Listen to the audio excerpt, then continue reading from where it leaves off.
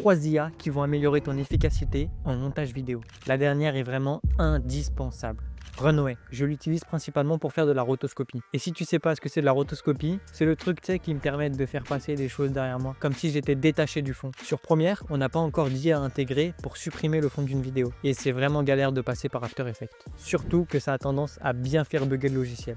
Runway fait ça facilement. Tu as juste à cliquer sur ton sujet et à la laisser travailler. Une fois sur Premiere, tu ajoutes un Ultra Key pour enlever le fond vert et le tour est joué. Adobe Podcast. Dans le milieu, on a tendance à dire que le son c'est 80% de ta vidéo. Il ne faut donc pas le négliger. C'est simple, regarder une vidéo avec un mauvais son mais une bonne qualité d'image, c'est horrible. Alors que regarder une vidéo avec un bon son mais une mauvaise qualité d'image, ça passe encore.